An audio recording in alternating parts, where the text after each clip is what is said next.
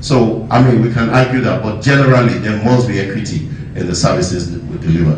And then the efficiency of how we deliver the services. How efficient is our system, our healthcare system? We'll talk about the different things that can cause hindrances in care and hindrances to how patients access care in various ways. And that could be multi-departmental. So it could be that, well, in the appointments that you give them, you are giving, somebody talked about giving long, I think it was used 3 months, you know. So that in itself could limit access to care if it's too long. I remember one of the times we sent people to do some mystery shopping in one of our hospitals, and the I don't know if that person was an admin or someone in the radiology department, gave someone who had a cough, who was sent by the doctor to get chest x-ray done, asked that person to come back in 2 weeks. So the question is, so is this person meant to be going around coughing all over the place without diagnosis being made for 2 weeks? So I mean, that mobility keeps worsening if it doesn't lead to mortality. So then the timeliness of the care that people get, how timely is it? And also when some of our patients come into our hospitals, we've had experiences where people spend 5-6 hours before they are able to access all the care that they need. They come in, they leave their homes, 1-2 hours sometimes to get to the hospital. They get there and then they take their number. Some people come so early just to take number because they are trying to avoid being delayed and so on and so forth. So we have so many of this. Then the effectiveness, that has to do with the knowledge base that we have, the competencies that we have, then this aspect of it. So all of these are domains of quality improvement, and patient-centeredness or patient-centered care is one of it, and a very, very important part of it. None is less important though, but this is very, very vital. Okay, so when we look at this slide, I just talked about quality improvement. Basically, it's talking about providing, care, delivering care in the right manner, in the right place, at the right time, and all the time, doing that over and over. And if patients come to our hospitals, one of the things they want to see, 3 very important things, and those 6 domains that we talked about, we can just basically put them into those three aspects. The first is that, they don't want to be harmed. They don't want to be harmed, and then that deals with safety. Then they want to get some form of reprieve from the medical condition that brought them. And that the clinical effectiveness, equity, the timeliness of care and efficiency is encapsulated under that healing aspect. Well, very, very importantly is the patient-centeredness part. Be nice to me. And that is, we've seen that being re-echoed today. People want to access care in a friendly environment.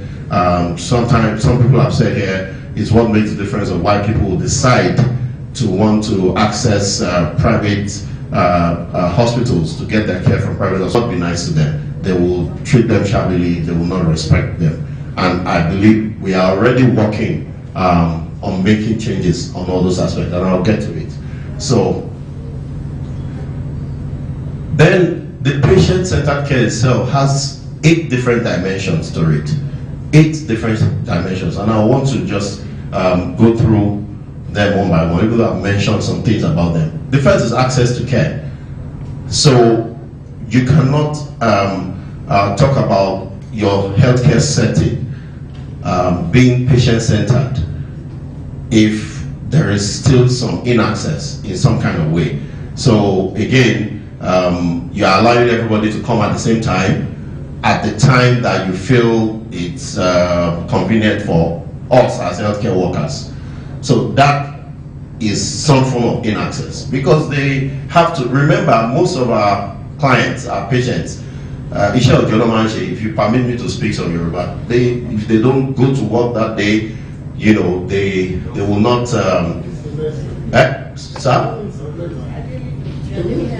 they won't eat the next day. So I mean, it was you that talked about, you know, doctors disappearing from the hospital, you know, around 11. That affects access to care, one way or the other. So we need to think about it. We started suggesting to some of our hospitals that they should consider staggered appointments. I don't know how many hospitals here are doing that, and if even our primary health care system is considering that. We went to one of the hospitals. You said it's not working? It did not work? Okay. It's working in some places. It's not in some places. So I know that, you know, if we think critically about it and how to implement it properly, we might be able to get it right. And anything that we're going to do, I believe it will need time and a lot of education, both for us as healthcare providers, but especially for our clients, our patients, so that they will understand that, okay, I don't have to wake up very early and come and sit in there in the hospital all day, that I could be given a 2-hour time window and I come in and they access care at that time, within that 2-hour window. So it's possible. We can implement for quality improvement. We talk about PDSA, plan, do, study, and then act. We can implement. We can, you know, try to study what we've done and then see how to improve the lapses, and then we'll go on. The other thing is how we the flow of care, how we have our patients access care. So, thank you very much. Process mapping. Now, about 2-3 years ago, in very many of our hospitals, I always like out-of-pocket payments, right? In our healthcare today, insurance has come, Lagos Health Scheme has come, but again, it's going to take time before everybody subscribes.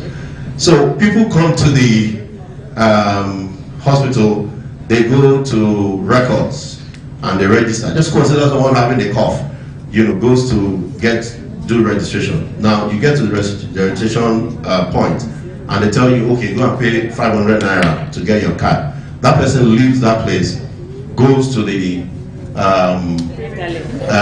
Megalek point and queues up. Now he or she queued up to talk to that medical records personnel. After queuing up there, you still can't pay.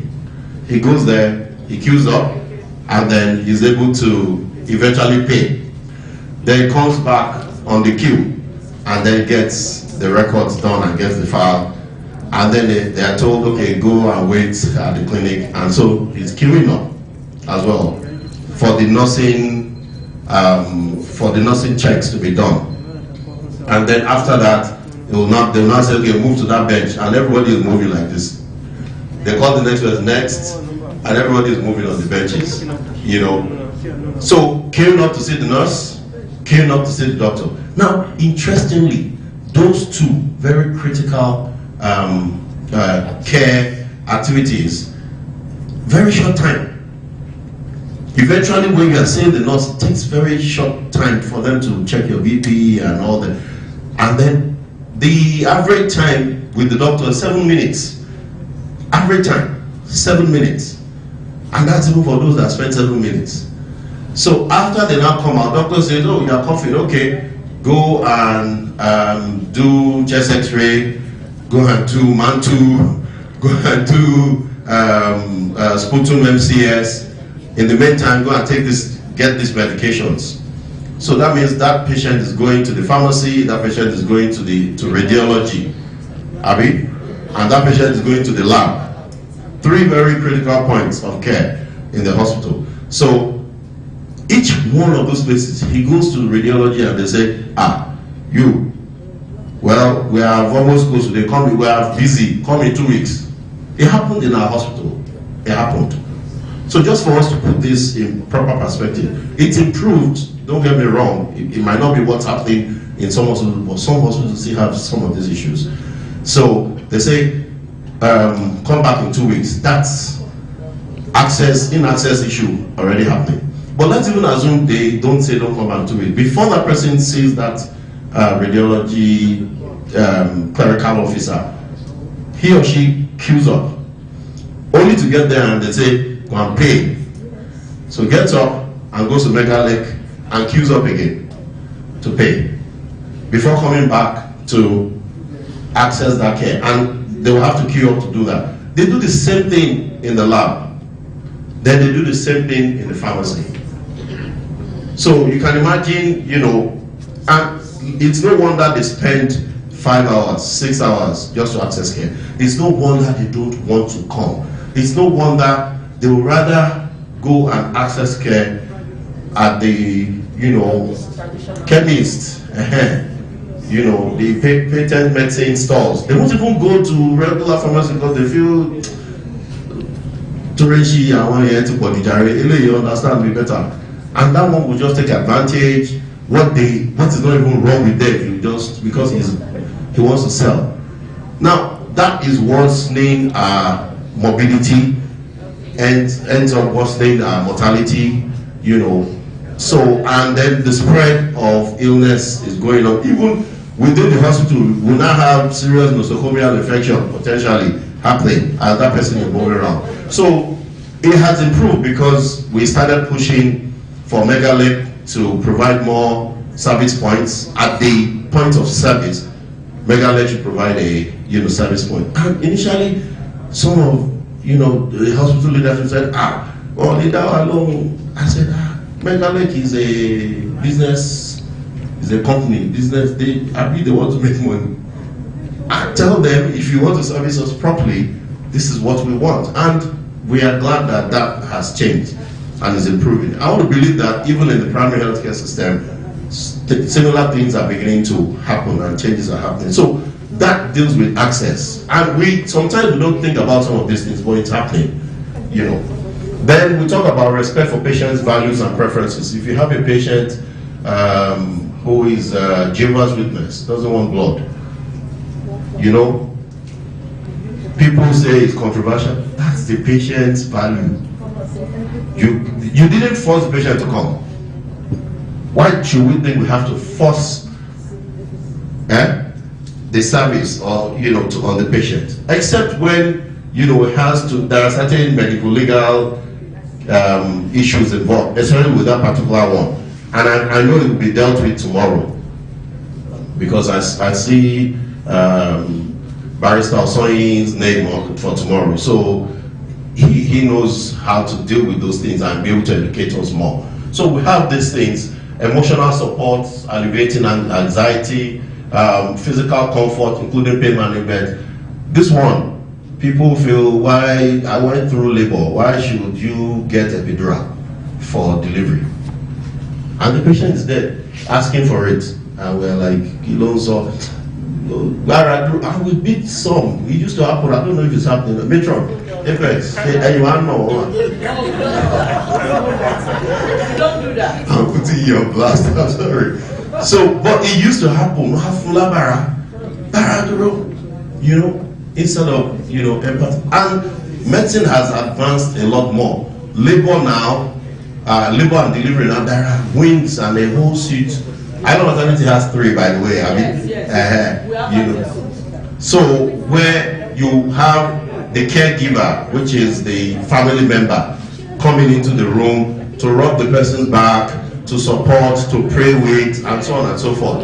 You know, I've seen a situation where a patient is holding a handkerchief while trying to deliver.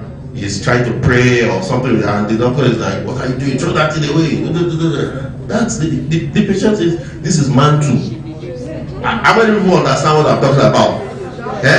Is man GOT for an man too. Anyway, you man low. If something should happen to that patient, you know there will be trouble. You know, so we have to respect them. We have to respect their beliefs. You know, you want to examine. I'm sorry, I did some ONG. I seem to be giving too many ONG examples. So,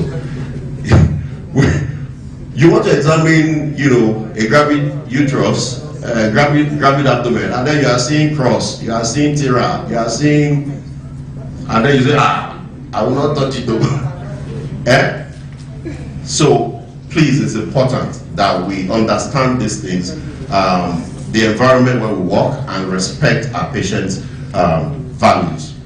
Then, information and education, we've talked about that. We need to tell them why, explain everything in detail, so that they can make an informed decision. And many times you realize that when they are very well educated, they will initially they might disagree, but when they go back and think about it, they'll come back and say, doctor, okay, get that shit. And then, it's easier for them to now follow your treatment plan. Seamless transition and continuity of care up to discharge. So we need to do better on that one within the system. And I'm going to talk about that along with coordination and integration of care later, and emphasize on it because it's been mentioned here earlier, and I think it's a very, very important topic. We're working towards the Health Forum in about a month. It's one of the issues we're going to discuss at the Health Forum because it's about time we trash these issues. Fighting each other, interprofessional issues, because at the end of the day, is it about the doctor or about the nurse or about the physiotherapist or about the lab scientist? It's about the patient at the end of the day. What are we doing in the healthcare workspace if we can't work together? So we have to find ways of talking about it, and it will really, for that forum, we have said, please come with gloves off. No, don't even put on gloves. Remove gloves. Yes, let everybody. It's true. It's about time. We need to trash it so that we can move forward and give the best service to our patients. And then, of course, we have to involve family and friends. This one, some people will say it's controversial, but we can't know them more than their family members know them. For as long as the patient trusts that, okay, my mother or my mother-in-law or my next of kin or husband, patients, sometimes we chase them away. We chase them away, and when something now happens, we now call them, and then we wonder why they are fighting us, because they feel, oh, we were hiding something, we've done something bad. That's how the outcomes they didn't turn out well, and therefore that's why we chase them and all that. So now you want them to come and accept, a bad outcome or something. So we will realize that when we do a lot of these things, litigations will reduce. Well, we don't even have enough yet, by the way. This is not a highly litigious society. We tend to move along. It's God's doing. It's going to change. Because people are beginning to demand. For how many people think what had happened with NSAS, and don't think it was going to turn out that way? But people started, they've been voicing, and now they put us on blast. Every now and then they will put up blast us on Twitter, they will blast us on Instagram. Some of them will take pictures and post, and then commissioner is seeing it and calling us and saying, go and investigate, call a PNB. It's happening already. So it means it's better for us to do what? Integrate the family into care. This is the time to start having that. The moment the patient comes in, let's ask for the next of kin and then educate them together and see what role they too need to play in the care for that patient. So these are those dimensions again that are put there, but we cannot, have the best for this. We can't implement them properly without two elements coming into place. We can't. One is at the facility level and the other is at the government level. So I'll just run through them just now.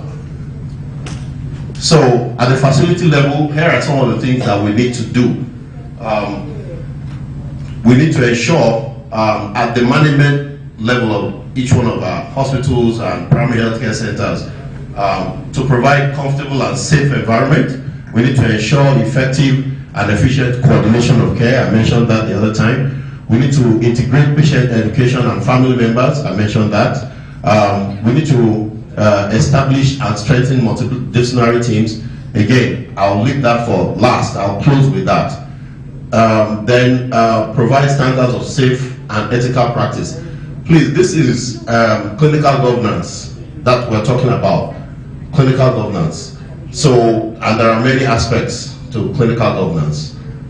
Sometime about 3 months or 4 months ago, we had each one of our hospitals come and do a strategic development plan presentation to the leadership of the Health Service Commission, and each one of them talked about the various plans that they have moving forward over the next 5 years, 10 years, and so on.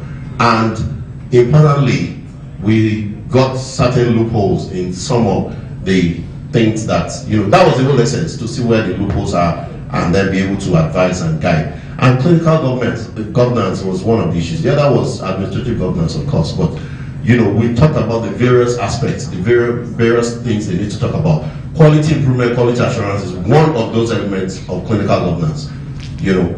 SOPs, protocols, and so on, treatment algorithms, and how to educate and how to make sure that it's being implemented properly. Some of those elements. So those are important. And then to enhance leadership capacity and then incentivize patient-centeredness. So if we should be able to have a set of, because that's one of the ways we'll make it a culture. If some people are doing it and then you're able to give them recognition, it's not all the time that it has to be money, but in some other clients, what they do is that they have Rubicons, they have metrics that they've outlined, and once you are able to, and they communicate it to you as the healthcare provider, both the nurses, even the pharmacies, there are expectations that they give you. Once you're able to do them, you get extra points, which boils down to money at the end of the pay period. So when you know that, okay, if I'm doing things right, I'm going to get points and get paid for doing things right, then at least you are motivated to do it. Then for those who do super well, they give them awards, they give them recognition, they put their names in. So various things. And we are encouraging all our MDs at the hospital. I know that primary healthcare is thinking about all of that as well. So that there will be some healthy competition, so to speak. And then there are several other even layers that, because we have our governor here is paying so much attention to healthcare, by the time he is presented with all those who are pushing things and who are doing exceptionally well, I'm sure he'll be able to even give them even much more due recognition. So our systems have to be set up that they will be able to pick out and recognize people who are doing well, so that others can be encouraged to do the same. We looked 2 years ago, the commissioner ordered that they look at performance measures for surgeons. They went for lawsuits, they did for the secondary healthcare, and it was mind-blowing. While you see one surgeon doing so much, you see another one doing, it was bad. It was bad. And he was screaming that, things have to change. So if we don't measure, what you can't measure, you can't even begin to think of improving. So we are looking at those metrics a lot more now, much more critically, especially at the Health Service Commission level, and I know that Primary Healthcare Board is thinking along those lines as well. The other is at the governance level. So for the governor, the commissioner for health, for the leadership of the tertiary healthcare, secondary healthcare, and primary healthcare, there are things that they need to help us keep focusing on. Setting the vision, here is where they want us to go to, here is the kind of service level they want us to be providing. They need to help us with enabling policies that will guide our operations. And then resource allocation. I believe we are, at least relative to other sectors within the state, we're enjoying some kind of increased level of resource allocation within the state. Now, how the subsectoral allocation of those resources now, they need to help us look into it more. And then responsive accountability systems and processes, they need to set all those and put incentivizing all those that practice, properly within all our healthcare facilities as well. So now, if we digress quickly to patient satisfaction, which is an essential part of patient-centeredness, these are just some of the ways we can measure it, and we're already practicing some of it. Patient satisfaction surveys, this is very common, it's used all over the world, and there are standards. You have Medicare, Center for Medicare, Medicaid, they have standard versions. You have the NHS, they have their own versions. So we can just pick any one of those ones and we adopt it, and I always emphasize that we adapt it to our own setting, because what they are measuring over there, we might not be operating at that level, or the setting might not apply. So we have to think about the applicability. Right now, at the Health Service Commission, we have deployed the patient satisfaction survey to all the hospitals, and we've just analyzed some of them. We visited some hospitals, about 5 or 6, and at each one of those visits, we sit down with the leadership, all the HODs and management, and we read out the results of the patient satisfaction survey, and it's mind-blowing. Whilst our hospitals feel, we are doing well here, and then they hear their result, they're like, wow. So it just tells us that, there are areas, if you don't measure it, you won't even know you are not doing well. A certain hospital, there are numbers in there, and it's, per department. It's not just that overall for hospital, per department. So their lab, in terms of numbers, they were doing very well. But then, in terms of patient satisfaction, the patients didn't like the attitude of the staff. They didn't like how they were being treated. So I'm looking at good numbers in terms of, returns and all that. But your client is not satisfied. So it's only a matter of time. If a private sector competitor should get that information, all he needs to do is down the street, just go and get nice facility that has everything, puts all the niceties in there, and all your patients will leave. They will go and access their lab services over there. So we have to think about these things. And some of the hospitals, they used to do patient satisfaction survey on their own, and they were always having 90%, 80% on everything. But now everybody has, because patients, I'm in your hospital, it's a government hospital, and then man give me a survey, you say I should rate you. What am I going to do? So, but now, when it's a standardized one, it's across board, and it's done by an external body, we are seeing the true results. So for some of our colleagues here, when we come to your hospital, please take it in good faith. Take it that this is a clarion call to improve. Like we kept telling all of them, we said this is the baseline. We expect that when next we come, you will improve. So everybody should. 5 more minutes. Okay. So the other thing is focus group discussions, feedback mechanisms and complaints. Some hospitals they have these buckets placed at strategic locations. One has a smiley, one has a frown. So they expect that the JD has that, yes.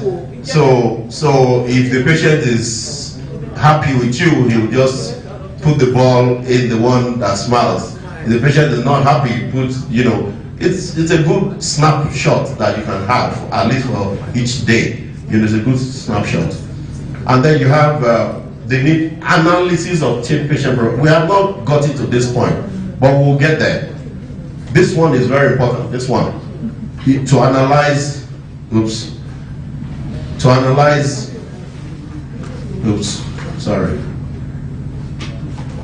Take patient-provider interactions.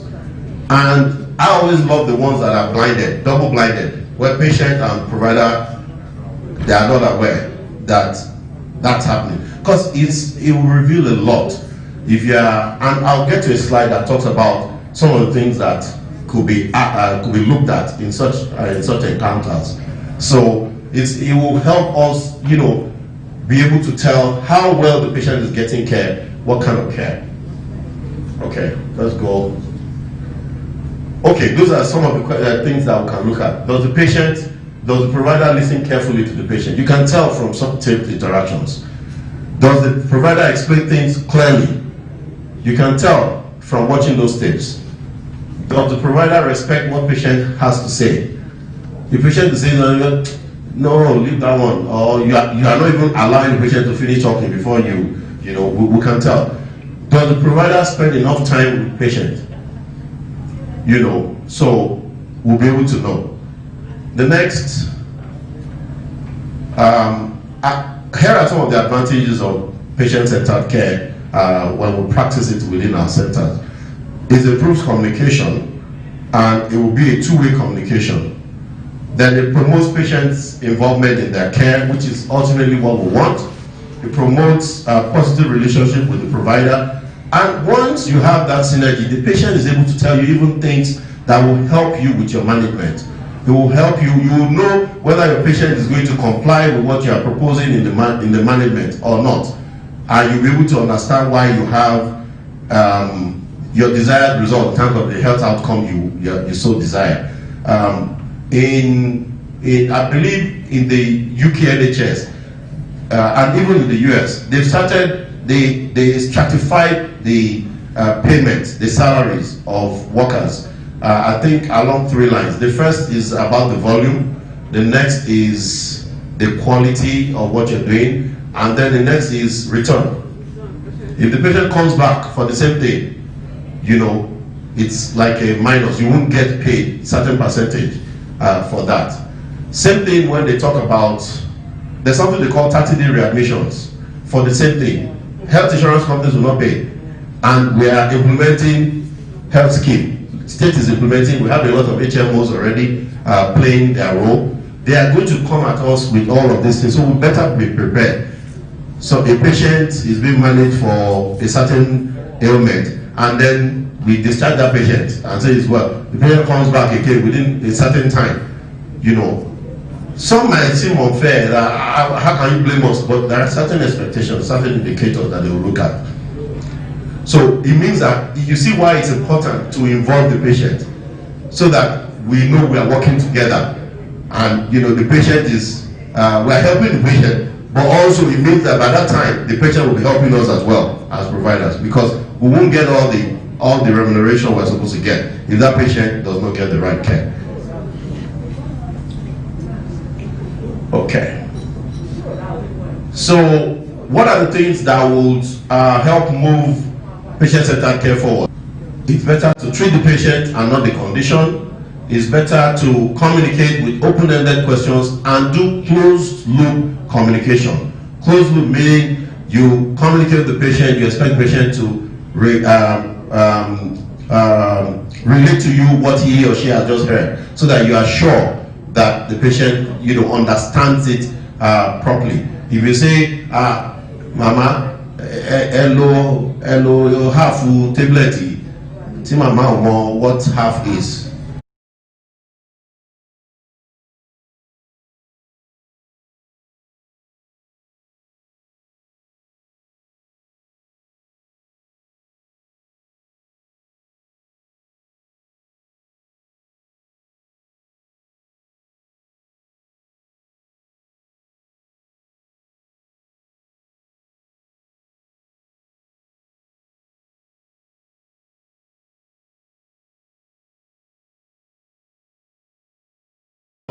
It's not, nobody's an island.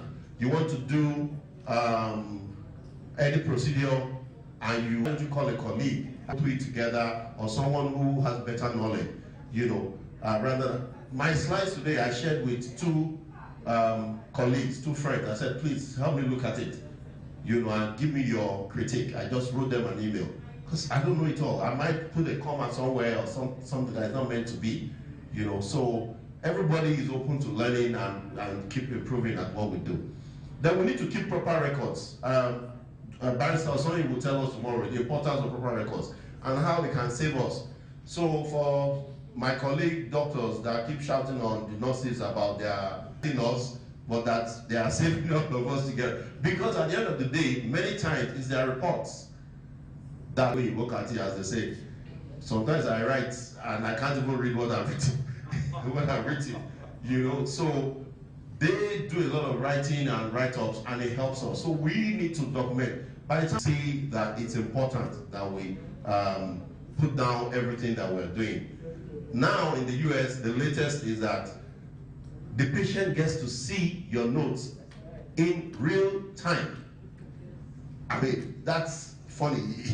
Because before, as a nocturnist or internist, you see your patient, you have a few days to complete your notes. So you could, because you get overwhelmed, and then you just take notes, you put it down, and then you can go home, and then even at home you log in into the hospital system. What they are essentially saying is that the patient can get home and look into the system and see what you've written or not. And if you have not written anything, the patient is wondering, this doctor has seen me today and has not written anything about what I came to discuss. Then they go to the patient's comments section and write and mark your hospital down, write all sorts of things against you. So now we have to do better with our record keeping. And then QI and quality assurance and clinical audits, very, very, very vital. So the other thing to do is to introduce standard operating procedures. This is very important because what you don't delineate and say this is what we should do next, anybody can come and do whatever, and it shouldn't be like that. Whether you are there or not, you should be rest assured that what should be done is what is being done because it's already written. We should report sentinel events. Please, many times we think that it makes us look bad if we let people know that we made mistakes. Well, ethical practice and actually the right practice is to come clean and say 70%, and I'm sure that that's still the percentage of all the litigations in the very highly litigious societies. Over 70% of the cases that lead to litigation is because the hospital, the healthcare professionals are hiding something. They didn't come clean. So the family feels, okay, if you are hiding, then they make sure they see that case through. Most of the time, when communication is open, when the hospital comes clean, when they take proactive measures to actually involve the patient's family or the patient itself to come clean, and they call the patient, oh, so thing happened during so time and all that, it ends there. They don't take it further. But when they are the ones that discover, when they try to find out or they are scampering for information, it gets them much more infuriated, and they want to show us that, okay, we will deal with you guys. Yeah, I hope we get what. So we need to change that orientation to always report sentinel events, document it, and make sure we come forth and then seek resolution. Then, and that's an essential part of patient-centered care too. We need to encourage patient feedback and shared decision making. We need to establish and maintain partnerships with patients. Partnerships, patient groups, they help in a lot of ways, in so many ways, both with to link up with the community, to get them to do things, or when they are having issues with certain aspects of what we're doing in our hospitals, and then we're able to make changes. Again, collaborate with colleagues. I'll talk about that again. So now, Patient Bill of Rights was established or was drafted 2018 by the federal government Consumer Protection Council. It has about 12 rights, but I'll focus on just a few that I think speaks to this. First is the right to relevant information in a language and manner the patient understands. Does that sound like a part of patient-centered care, the 8 dimensions of patient-centered care we talked about? Does it? Okay. Now, the right of timely access to detailed and accurate medical records and available services.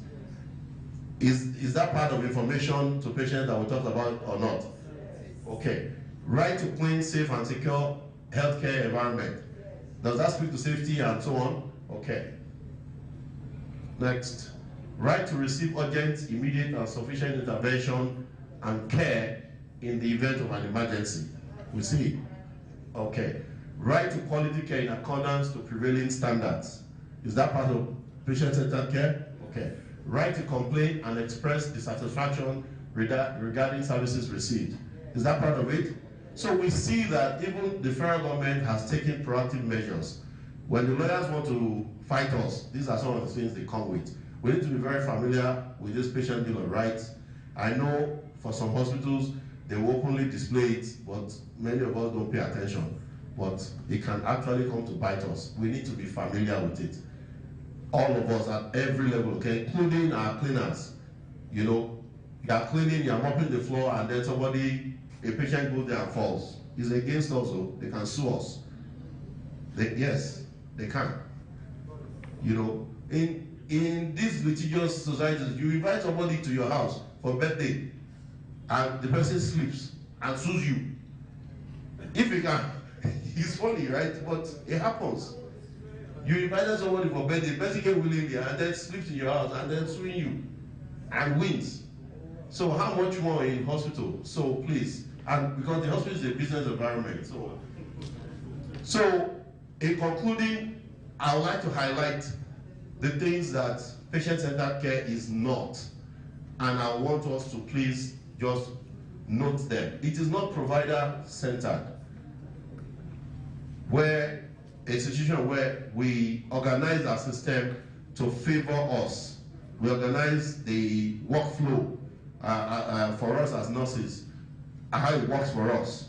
As a doctor, how it works for us. We arrange the appointment or the patient-doctor interaction because the way it favors us. I asked this question.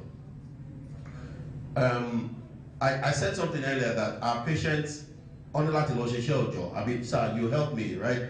Okay. And I've asked this question before, and we need to think about it. So if our patients have to go to work to do commerce and make money for their families, and we know, why haven't we thought about, for public hospitals now, because I know it happens in private hospitals every day, why haven't we thought about running clinics in the evenings? Is there anything that really truly stops us from running evening clinics? There is nothing stopping us. Because it's just about resource allocation. The person that does evening clinic from 4 or 5 till 9 will not work the next day. No, I don't want us to go into controversy. I just want us to think about it. It's possible, but then We say traffic, man, but the same doctor goes to do local. Look, think about it. That same doctor goes to do local and still go through that traffic.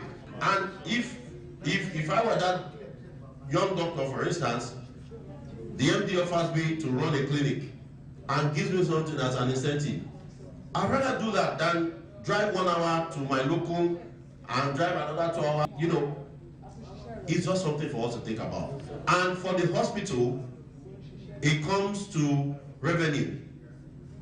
Let's say everybody waits.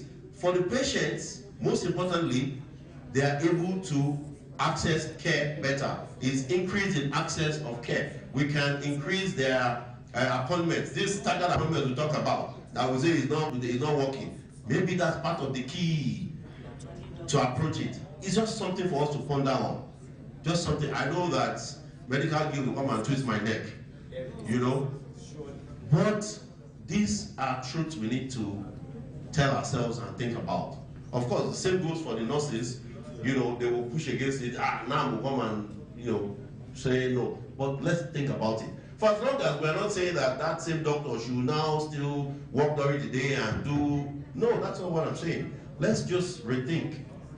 You know, so because what we are doing, how we are rendering our services in many ways right now, whether it's doctor level, whether it's nursing, whether it's physiotherapy, I can go on and on. It's still, we are all providers, by the way. We are all when we say providers, that's why I don't like using doctor. We are all providers. It's still provider centered, and we need to change it to patient centered. Then hospital centered. It is not hospital centered. We shouldn't arrange it we shouldn't do assistance within the hospital just to favor the hospital in some kind of way. We should think about how it works for our clients. It is not disease-centered, and it is not technology-centered. Yes, I know that technology is evolving now and it's improving things, but it can also create its own drawbacks. So as we introduce technology, we have to think about our patients. We want to do telemedicine, which we already started in GH Lagos experimentally. And then we say every patient, if you can't do telemedicine, okay, you can't have access. You understand? When we know that quite a number of our patients don't even have access to internet. I hope we get what I'm saying. So we need to think of how we introduce technology, how it helps us, but how it doesn't disenfranchise or reduce access to care by our patients. So those are all these things. Patient-centered care is not any one of these things. So let's do a quick comparison between the current medical model ways we do things and what we should do that is patient-centered. So for the patient's role in what we do now is mainly they are passive. They listen to us. We are the Prof has said we are the learning profession. I will keep learning, Abby. So, but they just listen to us. They don't. What patient-centered care is saying is that they have to play an active role. We have to inform them, teach them what they need to know, so that they are able to take the right decisions. You know, patient is the recipient of treatment. That might be true, but they should actually be a partner in the treatment plan. So they are able to ask about what other options do they have apart from the one we are giving them. Physician dominates conversation. That's in the medical model. Now, physician should collaborate with patients. Let's hear what the patient has to say, what the patient knows, so that we can correct it if it's wrong, we can help to advise accordingly. Care is disease-centered in the medical model. Care is quality of life-centered in patient-centered model. Physician does most of the talking in the medical model. Again, physician listens more. Let the patient do a lot of the talking. You already know so much, so let's know what the patient knows or does not know.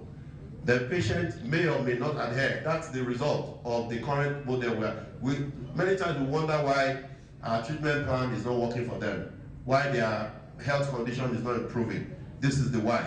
Because we keep doing all the things on the left.